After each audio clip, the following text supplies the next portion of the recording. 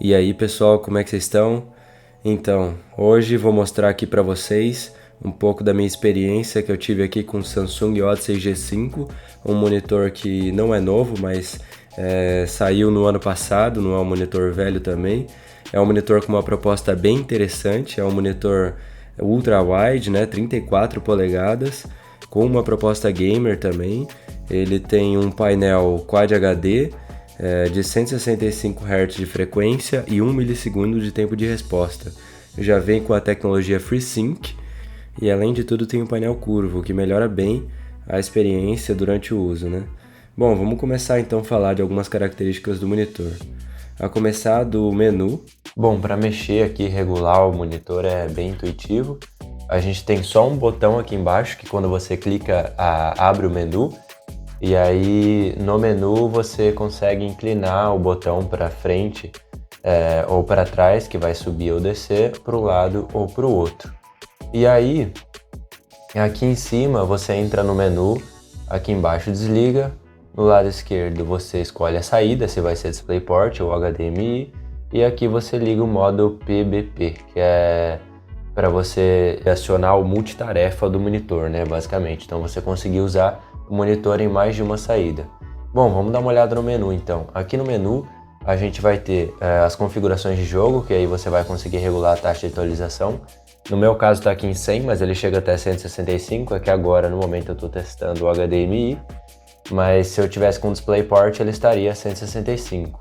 Aí além disso a gente também consegue ligar o FreeSync e ter uma qualidade ainda melhor, né? A questão da taxa de quadros e tudo mais fica ainda mais fluida. Aqui embaixo tem algumas configurações da imagem, então você pode regular brilho, contraste, nitidez, o modo da imagem, né? Então se deixar alguma pré-definição ou se não pessoal, que aí você vai deixar da maneira que você preferir. Aqui embaixo para você regular o PBP, a visualização do ecrã e o sistema, que aí uma das coisas do sistema tem o volume aqui, que é da saída de áudio que tem ali atrás. O monitor não tem alto-falantes, então você pode usar aqui a saída de áudio, regular a saída de áudio, né, P2 ali de trás. Beleza? Acho que é isso, o menu é super tranquilo de usar, para sair você só joga para a esquerda e já era. Bom, sobre a construção do monitor, ela é bem interessante, né? A frente ela é bem bonita, né? Tem uns detalhes nas laterais que parecem alto-falantes, mas não são alto-falantes, são apenas detalhes estéticos, mas é bem legal. E assim, a construção é simples, não é nada demais, é toda feita em plástico, mas é bem acabado, não é um plástico ruim que parece frágil nem nada. A construção é bem aceitável. O único detalhe é que atrás tem um espaço um pouco complicado de encaixar os cabos de DisplayPort, HDMI, essas coisas, mas de resto é super aceitável. Bom, sobre a base, eu não tô com ela aqui porque eu peguei o monitor emprestado e acabei esquecendo de pegar a base. Mas pelos reviews que eu vi na internet, o suporte ele não é muito legal, tem apenas o ajuste de inclinação, então já pense nisso na hora de comprar. Sobre as conexões do monitor, ele vai ter duas entradas HDMI, uma entrada DisplayPort e uma saída P2, o que é bem legal caso você tenha um fone P2 para conectar ele no monitor, é bem legal, facilita bem. Bom, vamos falar do mais importante então agora, que é o painel, né? Quando a gente compra um monitor, mais uma vez, a gente vai procurar um painel que tenha uma qualidade boa. E vamos falar desse painel aqui então, vamos começar falando das cores. As cores são bem vivas, eu gostei bastante das cores do monitor. Inclusive quando eu testei, eu não tinha certeza se ele era VA ou IPS, e eu suspeitei que fosse IPS, mas ele é VA.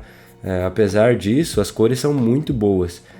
Não falta em nada, eu achei bem legal. Os pretos são bem pretos, o que é uma característica já do VA, mas as cores também são bem vivas, não são cores muito apagadas, cores pastéis nem nada disso. Eu gostei do painel, é bem legal. Falando mais um pouco do painel, ele é um painel Quad HD, o que é bem da hora para jogar principalmente. Acho que para assistir, para trabalhar, isso não interfere muito, né? Mas para jogar eu acho que é bem da hora, principalmente se tiver um computador, né? Uma máquina bem parruda, ou um PlayStation 5, um Xbox Series X, enfim. Porque o Quad HD é uma opção bem da hora para quem quer jogar. Principalmente no Ultra Wide, fica uma qualidade bem da hora. Vocês estão vendo aí um trecho de uma gameplay que eu fiz e assim, eu achei bem massa, mas claro, é Quad HD, então exige bastante da máquina, por isso se você tem o foco de usar esse monitor no Quad HD, pense que você vai precisar de uma máquina bem parruda.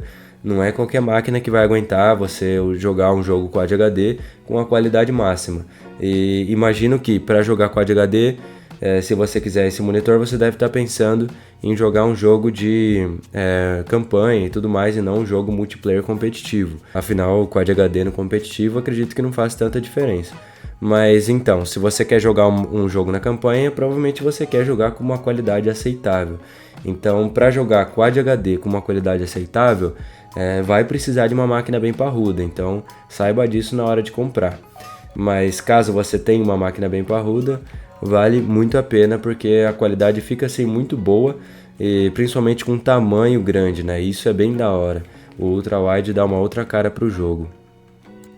Bom, agora se o seu foco é jogar jogos competitivos, ou se você quer trabalhar com ele, mas quando quer jogar jogos competitivos, esse monitor não vai deixar nada a desejar, até porque ele tem uma frequência de 165 Hz e um tempo de resposta de 1 milissegundo, que é ótimo para você jogar. A taxa de atualização de 165 Hz é excelente, né? Eu tenho outro monitor que eu já trouxe vídeo aqui no canal, que é um da Rock, com essa mesma taxa de atualização, e ela é excelente. Assim, não falta em nada. Eu acho que a diferença de um monitor 60 Hz ou 120 Hz ou 144 para um 165 é bem legal, principalmente das menores, da 60 para o 165 é uma diferença gritante. Então, por conta desse motivo, eu acho que esse monitor vale muito a pena. Mas para jogar 165 Hz, provavelmente você não vai conseguir jogar em Quad HD, a não ser que você tenha uma máquina incrivelmente parruda. Aí sim, mas se não for o caso, você vai apenas jogar em Full HD a 165 Hz, o que já está ótimo para jogar um jogo competitivo, é mais que suficiente. Mas de qualquer forma vai precisar de uma máquina boa para jogar em Full HD a 165 Hz. Puxa bem a máquina também. Mas a experiência é ótima, como vocês estão vendo aí, fica bem fluido. E para isso vocês vão precisar usar, lógico, a saída DisplayPort, que é uma das saídas que tem aqui no monitor, né? Tem a saída HDMI, duas saídas HDMI e uma DisplayPort. Bom, uma das propostas do monitor, acredito que seja o uso para trabalho. Então, sobre isso, eu acho que o monitor é bem legal. Principalmente a questão do tamanho, né? Por ele ter 34 polegadas e ser ultra wide, você tem uma opção de usar o multitarefa de maneira bem ampla. Você consegue usar várias coisas ao mesmo tempo, como eu estou mostrando aí, e tudo fica numa proporção legal, né? Nada fica muito pequeno, então isso é bem interessante. Sobre isso, assim, não acho que essa é a principal proposta do monitor, mas para isso eu acho que serve muito bem. Mas e aí, ainda vale a pena comprar o Samsung Odyssey G5 hoje, em 2023? Então, eu acho que, dependendo do objetivo, vale a pena sim.